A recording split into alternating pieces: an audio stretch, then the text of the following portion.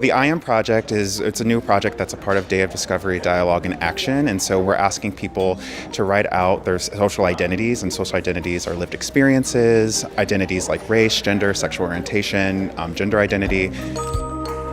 And people could have the option to take their picture to actually display what their identities are, or they could do it anonymously. So one of the things we really wanted to do with the I Am Project is